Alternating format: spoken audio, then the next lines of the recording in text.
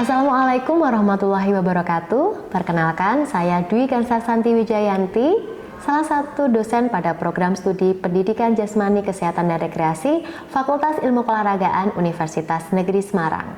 Pada kesempatan kali ini, saya akan mendeskripsikan informasi terkait mata kuliah Pendidikan Jasmani Anak Berkebutuhan Khusus yang nantinya akan saya praktekkan dalam video pembelajaran. Video ini dibuat untuk memberikan sedikit gambaran terkait pernyataan diri dosen dalam unjuk kerja Tridharma Perguruan Tinggi. Proses pembelajaran ini mengandung komponen DIA. D untuk delivery atau penyampaian materi pembelajaran, I untuk interaksi atau forum diskusi, dan A untuk asesmen atau penugasan.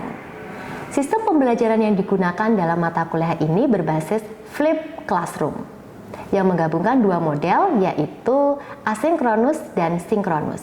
Pada model asinkronus, pembelajaran, pemberian materi, dan penugasan dilaksanakan menggunakan Learning Management System atau yang disebut dengan LMS. Dan Universitas Negeri Semarang telah menyediakan LMS yang sering kita kenal dengan Elena. Adapun tampilan Elena adalah sebagai berikut. Selanjutnya untuk model sinkronus, pembelajaran dilaksanakan secara langsung, baik secara daring maupun secara luring. Pembelajaran tatap muka secara daring dapat dilaksanakan menggunakan platform Zoom Meeting ataupun Google Meet yang telah difasilitasi oleh Universitas Negeri Semarang. Sedangkan pertemuan secara luring dapat dilaksanakan di kelas-kelas yang telah disediakan oleh Universitas Negeri Semarang. Dan untuk Prodi PJKR telah disiapkan ruang kelas di gedung F5. Adapun materi yang ingin saya sampaikan dalam video pembelajaran ini adalah strategi pembelajaran PJOK untuk anak berkebutuhan khusus. Adapun kompetensi yang diharapkan setelah mahasiswa mengikuti perkuliahan ini yaitu yang pertama, diharapkan mahasiswa mampu memahami strategi yang sesuai untuk anak berkebutuhan khusus. Yang kedua, mahasiswa mampu memahami pentingnya strategi pembelajaran melalui pendekatan permainan untuk siswa berkebutuhan khusus. Yang ketiga, diharapkan mahasiswa mampu merancang aktivitas permainan yang inklusif dan adaptif yang sesuai dengan anak berkebutuhan khusus. Materi dalam perkuliahan ini lebih spesifik dengan menggunakan pendekatan permainan. Adapun materi yang dibahas yang pertama yaitu pengertian strategi pembelajaran PJOK, prinsip pembelajaran PJOK, dan yang terakhir adalah penerapan strategi pembelajaran PJOK. Ketiga aspek penilaian tersebut memiliki bobot penilaian tersendiri dari aktivitas partisipatif dengan bobot 40%, hasil proyek dengan bobot 10%, tugas dengan bobot 15%, kuis dengan bobot 5%, serta UTS dan UAS dengan bobot 15%. Adapun referensi pada mata kuliah ini adalah sebagai berikut.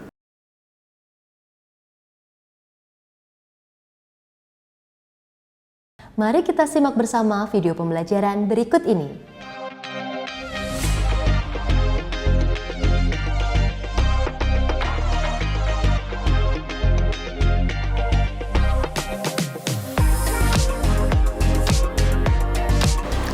Oke, baik, selamat pagi. Pagi. Apa kabar hari ini? Sehat? Ya. Alhamdulillah. Baik, sudah siap untuk perkuliahan hari ini ya? Siap. Sebelum mengawali perkuliahan hari ini, kita awali dengan berdoa supaya kegiatan kita hari ini selalu diberkati oleh Tuhan Yang Maha Kuasa. Berdoa menurut agama dan kepercayaan masing-masing. Berdoa disilahkan.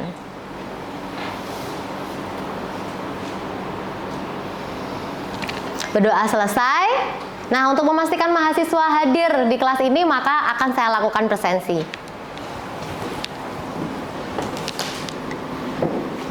Ananda Angel hadir.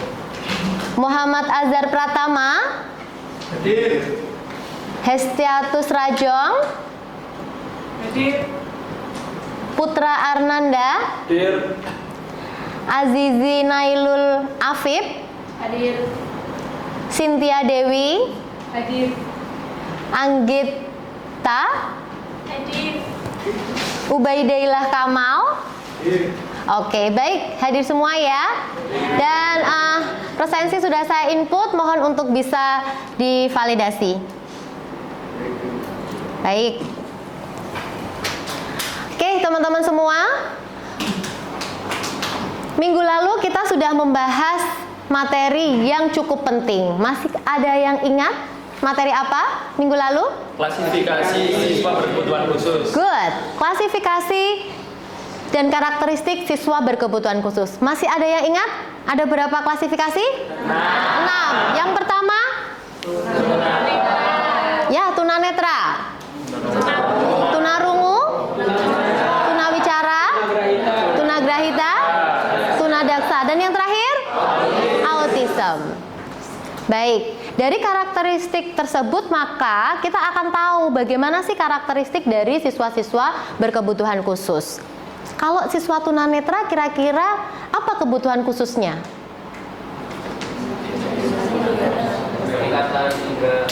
Pendengaran. Iya, karena tidak adanya indera penglihatan maka harus dioptimalkan untuk indera yang lain, yaitu indera pendengaran. Baik, bagaimana dengan tunagrahita? Apa klasifikasi atau karakteristik dari siswa tunagrahita? Ada yang tahu? IQ-nya rendah. Iya, betul sekali. IQ-nya rendah, sehingga perlu dioptimalkan untuk kemampuan yang lain. Ya, baik. Sampai di sini ada yang mau disampaikan? Kalau tidak ada, maka materi kita hari ini adalah strategi pembelajaran untuk siswa berkebutuhan khusus melalui pendekatan permainan. Tujuan dari pembelajaran ini adalah yang pertama, mahasiswa akan mengetahui strategi pembelajaran PJOK yang sesuai untuk siswa berkebutuhan khusus. Setelah mahasiswa mengetahui, maka tujuan yang kedua adalah mahasiswa memahami dan mengetahui pentingnya strategi pembelajaran PJOK melalui permainan. Dan yang terakhir adalah mahasiswa mampu merancang aktivitas permainan untuk siswa berkebutuhan khusus. Oke, selanjutnya saya akan menunjukkan hasil penelitian yang sudah pernah saya lakukan di masa pandemi. Hal ini menunjukkan bahwa seluruh guru PJOK di SLB melaksanakan pembelajaran secara daring. Hal ini dilakukan karena saat itu wabah COVID-19 menyebar. Lalu strategi apa yang bisa dilakukan? Merubah pembelajaran yang awalnya tatap muka beralih menjadi tatap maya. Lalu bagaimana responnya? Tentu sangat sulit. Tidak hanya untuk pengajar tetapi juga untuk siswanya karena memang mereka berkebutuhan khusus. Sehingga bisa dilihat 90% mereka menggunakan media YouTube. Dan 10% menggunakan tatap maya melalui Zoom meeting. Itu adalah hasil penelitian terkait dengan evaluasi pelaksanaan pembelajaran PJOK. Jadi kesimpulannya penelitian ini apa? Strategi merubah pembelajaran yang awalnya luring berubah menjadi pembelajaran daring. Betul. Nah, lalu pertanyaannya berkembang saat ini. Strategi apa yang tepat kita laksanakan untuk saat ini? Yes, Ilyasa. Menurut saya strategi yang paling cocok untuk zaman modern seperti ini yaitu strategi blended learning atau strategi campuran, yaitu campuran antara pembelajaran praktik di sekolah dengan penugasan video yang telah diberikan pada pertemuan sebelumnya. Oke, bagus Ilyasa. Ada yang berpendapat lagi? Oke, silahkan. Anissa? Menurut saya strategi pembelajaran PJOK yang tepat dari masa COVID ke masa sekarang itu dengan melakukan banyak aktivitas fisik di sekolah. Oke, good, bagus sekali. Jadi ada dua pendapat dari Ilyasa dan Anissa terkait dengan strategi yang mungkin tepat dilakukan untuk saat ini. Dan kita tarik mundur lagi nih, apa itu strategi? Strategi adalah?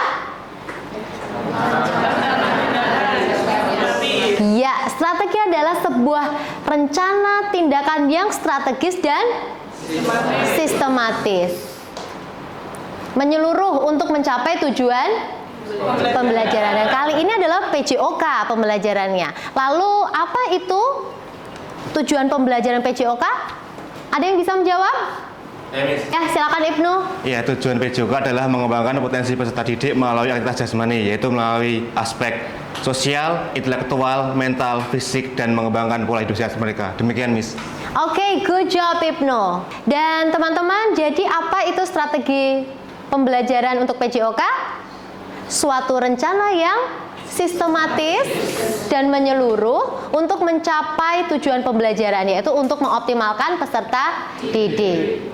Nah, karakteristik dari siswa berkebutuhan ini kan beragam ya, sehingga strategi pembelajaran PJOK wajib hukumnya untuk menyesuaikan peserta didik.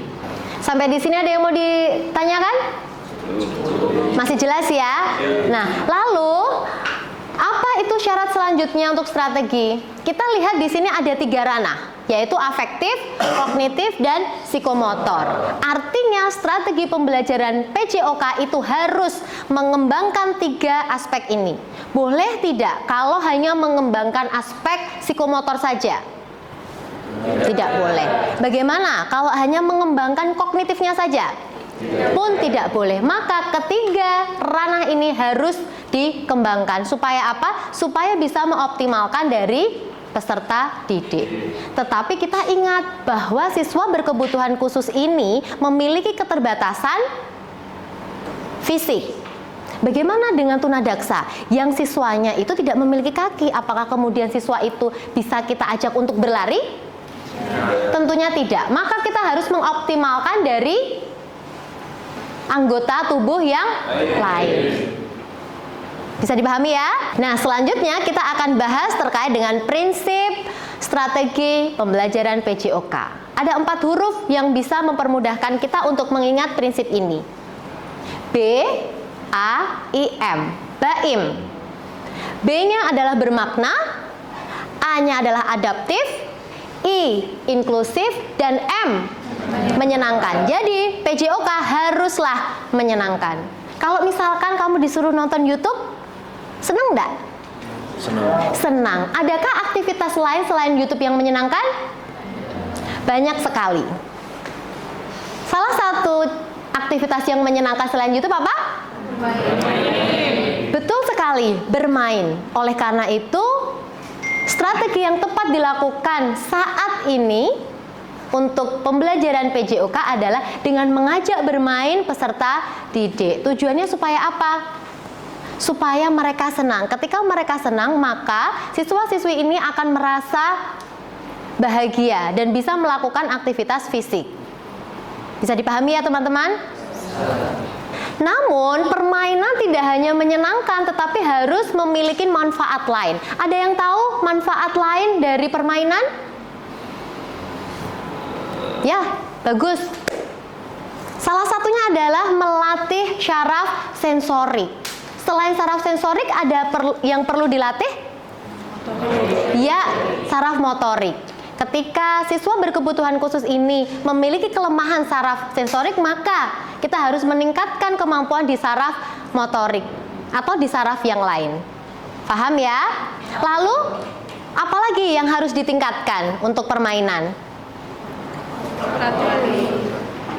Ya, sebuah permainan tidak boleh hanya menyenangkan, tidak boleh hanya mengembangkan sistem syaraf sensorik motorik, tetapi dia harus mengembangkan sikap kooperatif, di mana terjadi kerjasama antara satu siswa dengan siswa yang lain. Dan yang terakhir, dia harus mengembangkan kognitifnya. Kognitifnya berarti dia harus dapat berpikir secara kritis. Bagaimana dia memahami permainan yang dilaksanakan, bagaimana kemudian pengetahuan mereka berkembang. Sehingga permainan tidak hanya menyenangkan, tetapi harus mengandung beberapa unsur seperti pengembangan atau melatih sistem syaraf, sensorik, motorik, kemudian melatih sikap kooperatif dan melatih berpikir kritis. Baik, sampai di sini ada yang mau disampaikan? Baik, kalau tidak ada pertanyaan, maka langkah selanjutnya adalah saya akan membagi teman-teman menjadi beberapa kelompok. Di sini adalah waktu teman-teman untuk berdiskusi tentang hasil dari pembelajaran hari ini. Ya, sudah siap? Siap. Caranya nanti saya akan akan membagi teman-teman menjadi 6 kelompok. Oleh karena itu, nanti akan saya mulai berhitung 1, 2, 3, 4, 5, dan 6. Diulangi lagi dari nomor 1. Kemudian nanti setelah selesai semua akan berkumpul dengan kelompok 1, kelompok 1, kelompok 2 dengan kelompok 2, dan seterusnya. Bisa dimulai, silakan berhitung. 1, 2, 3, 4, 5, 6, 1, 2, 3, 4, 5, 6, 1, 2, 3, 4, 5, 6, 1, 2, 3, 5, 6, 1, 2, 3, 4, 5, 6, 1, 2, 3, 4, 5, 6, 1, 2, 3, 4, 5. 6, 1, 2, 3, 4, 5, 6. Baik, sudah semuanya ya. Sekarang silahkan untuk kelompok 1 yang mendapatkan angka 1 berkumpul di sini. Kelompok 2, kelompok 3, kelompok 4, dan kelompok 6. Silahkan, kalian boleh berpindah.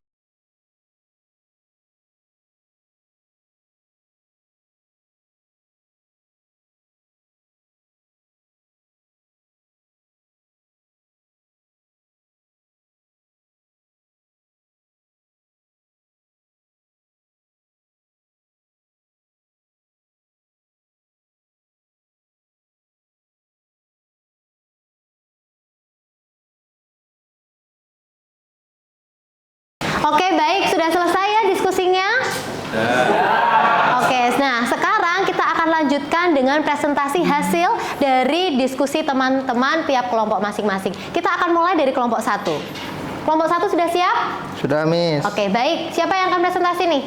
Saya. Oke, silakan berdiri. Oke, jadi permainannya namanya tangkap suara, Miss. Jadi guru itu memberikan tepuk tangan atau lonceng untuk memberi aba-aba kepada peserta didik arahnya kemana. Bisa berjalan ataupun merayap, begitu, Miss. Tepuk tangan untuk kelompok 1. Dan selanjutnya kita akan menuju ke kelompok 2 dengan tema tunarungu. Oke, kelompok 2, siapa yang mewakili untuk presentasi? Saya, Miss. Oke, silahkan. Jadi hasil dari diskusi kita menamakan permainan ini Find the Clues. Jadi kita nanti membuat sebuah permainan petualangan untuk anak-anak tunarungu, di mana kita nanti akan membagi kelompok dan memberikan clue-clue yang kita buat dan ditulis di kertas berwarna. Nah, di mana itu nanti kita harapkan bisa memperkuat atau mengoptimalkan penglihatan dari anak-anak tersebut.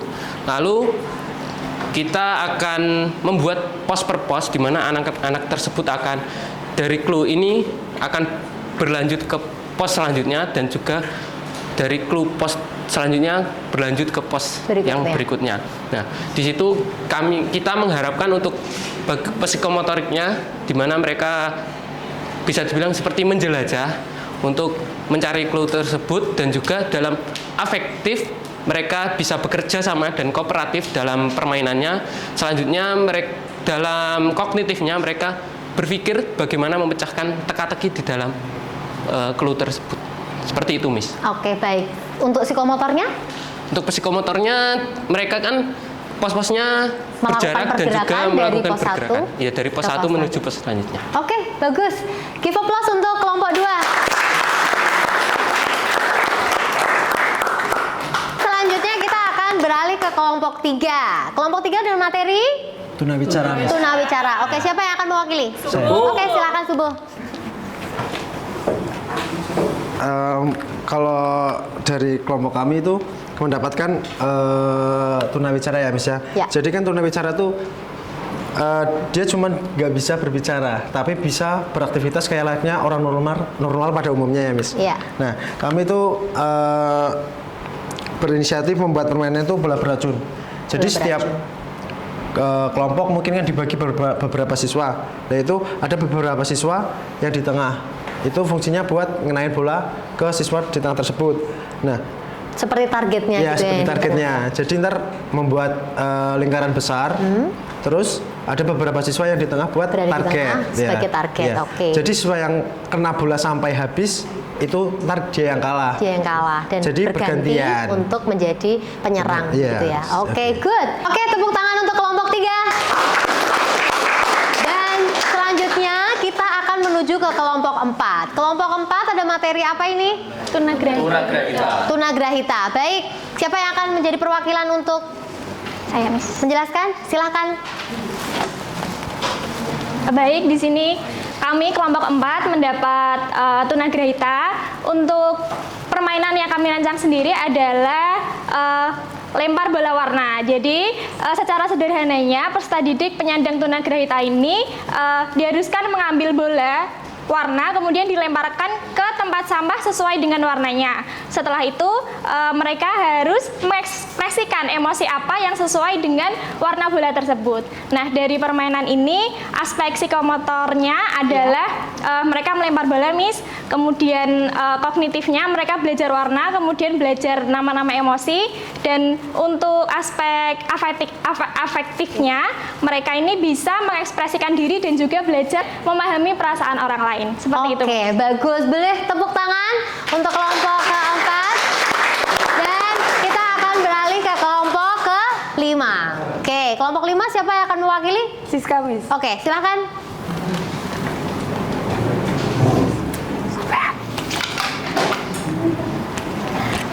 Kelompok 5 kan tuna daksa. Saya mengambil permainan lompat tali dengan variasi kata. Permainannya jadi gini, nanti kan ini saya mengambil anak tuna daksa yang Dengan kelainan tangannya, Miss. Kekurangan tangan, baik. Terus saya ngambil permainan lompat tali dengan cara anak-anak lompat nanti menyebutkan kata contoh, misalnya sebutkan kota di Jawa Tengah gitu. Oke. Nanti lompat. Coba sebutkan kota yang dinamakan kota kretek misalkan gitu ya. Kota apa sambil melompat? Iya, Oke. Sebut dulu nanti lompat, Miss. Oke, menyebutkan dulu setelah itu baru lompat. Iya. Setelah itu afektifnya dia berani atau tidak begitu ya. Oke, beri tepuk tangan teman-teman untuk kelompok 5. Oke, baik, dan selanjutnya kita akan ke kelompok yang terakhir, yaitu kelompok 6. Sudah siap kelompok 6? Sudah. Oke, siapa yang akan mewakili untuk presentasi? Saya. Oke, silakan Hesti. Baik, terima kasih atas kesempatannya, Miss. Kami dari kelompok 6 akan menjelaskan mengenai anak autis. Jadi sebelum saya memberikan permainan, saya akan menjelaskan sedikit ringkasan mengenai anak autis itu seperti apa. Anak autis merupakan anak yang memiliki autis spektrum disorder yang tentunya akan berpengaruh bagaimana cara dia berperilaku, bersosialisasi, dan bersikap. Tentunya ini akan melibatkan emosional mereka untuk menghadapi orang banyak. Untuk penilaiannya kita memiliki 3 aspek, yaitu ada aspek psikomotor, kognitif, dan afektif. Kita melihat aspek psikomotor dari mana, yaitu dari cara mereka untuk menggunakan kedua tangannya untuk melempar dan menangkap. Selain itu untuk memposisikan badan mereka apakah secara tepat untuk melempar dan menangkap. Selanjutnya yaitu ada aspek kognitif. Aspek kognitif itu kita bisa menilai sesuai dengan instruktur yang kami berikan untuk anak-anak. Misalnya, ketika kami menyuruh untuk melempar dari bawah, apakah mereka mau? Dan sebaliknya, ketika kami menyuruh untuk melempar dan menangkap bola dari atas, apakah mereka mau melakukan instruksi sesuai arahan yang saya berikan? Selanjutnya yaitu ada aspek afektif, teman-teman. Udah diketahui bahwa afektif itu mengenai sikap mereka untuk bersosialisasi, bersikap, dan bertanggap dengan rekan-rekannya. Jadi kita menggunakan permainan ini tentunya udah ada sifat untuk berjasamanya, bertanggung jawabnya terhadap sesama temannya. Nanti kita akan menggunakan 2 orang yang berhadapan. Yang satunya untuk melempar dan satunya untuk menangkap. Itu bentuk sebuah kerjasama. Begitu, Miss. Baik. Terima kasih. Oke, tepuk tangan yang meriah untuk kelompok yang terakhir. Nah, sekarang sudah kita dapatkan strategi pembelajaran melalui pendekatan permainan. Tadi sudah kita dapatkan mulai dari kelompok 1, nama permainannya adalah tangkap suara. Kemudian ada lempar tangkap bola menggunakan warna yang berwarna, bola yang berwarna maksud saya. Kemudian ada find the clue. Jadi untuk menemukan clue-clue dari instruksi dari Bapak Ibu guru gitu ya. Jadi banyak sekali strategi yang sudah kita dapatkan untuk hari ini. Apakah strategi itu bisa diterapkan di sekolah luar biasa? Ya, bisa selagi kita sesuaikan dengan karakteristik peserta didik. Tentunya ketika kita menghadapi siswa tunanetra, maka permainan tangkap suara akan mudah dilaksanakan. Tapi bagaimana ketika permainan tangkap suara diberikan kepada siswa tunarungu? Apa yang terjadi? Ya, pasti permainan atau strategi permainan ini tidak tepat. Sehingga perlu kembali lagi teman-teman bahwa kita harus memastikan karakter dari peserta didik kita dengan tetap mengembangkan 3 ranah, yaitu afektif, kognitif, dan psikomotor. Selanjutnya akan saya berikan rangkuman dari pembelajaran hari ini. Jadi hari ini kita sudah membahas terkait dengan strategi pembelajaran PJOK untuk siswa berkebutuhan khusus. Ada 4 hal atau 4 strategi yang harus diperhatikan. Yang pertama, ya, strategi harus direncanakan secara sistematis dan menyeluruh sesuai dengan tujuan pembelajaran. Yang kedua, iya, disesuaikan dengan karakteristik peserta didik. Yang ketiga, mengembangkan 3 ranah. Yang pertama adalah ranah afektif, kognitif, dan psikomotor. Jadi kalau PJOK tidak semata-mata hanya berorientasi pada ranah psikomotor, tetapi juga ada ranah afektif dan kognitif. Dan yang terakhir, apa yang harus kita perhatikan? Yes, sesuai dengan prinsip BAIM, yaitu bermakna, adaptif, inklusif, dan menyenangkan. Jadi PJOK itu harus menjadi sebuah pembelajaran yang menyenangkan. Bisa dipahami? Oke, ada yang mau disampaikan?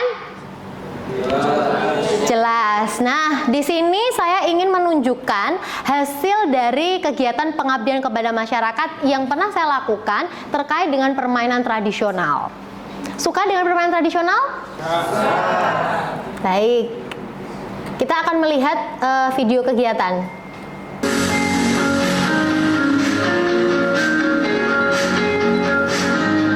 Jadi ini kegiatan pengabdian masyarakat. Mungkin di antara teman-teman banyak yang diajak kegiatan masyarakat, pengabdian masyarakat dengan Bapak Ibu guru dosen ya.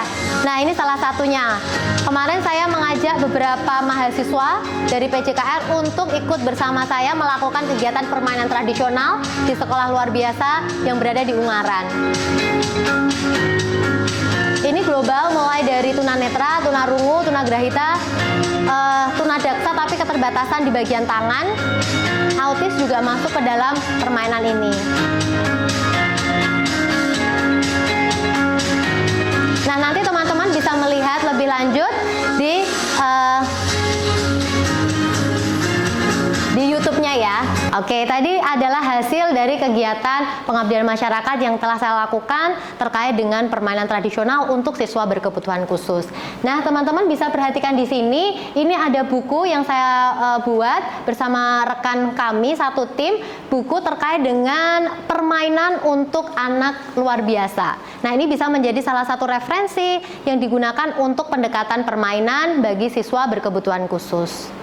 Baik, sampai di sini ada yang mau disampaikan? Sudah cukup? Cukup jelas untuk materi strategi hari ini?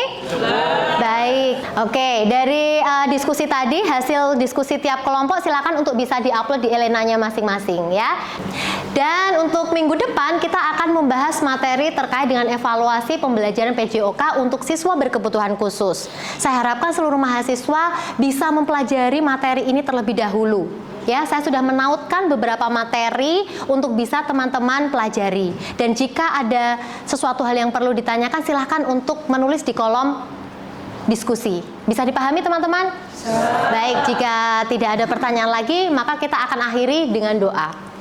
Ya, untuk mengakhiri perkuliahan pada hari ini, malah kita tutup dengan doa. Menurut agama dan kepercayaan masing-masing, berdoa disilahkan. Berdoa selesai. Terima kasih teman-teman. Sampai ketemu minggu depan. Assalamualaikum warahmatullahi wabarakatuh. Waalaikumsalam.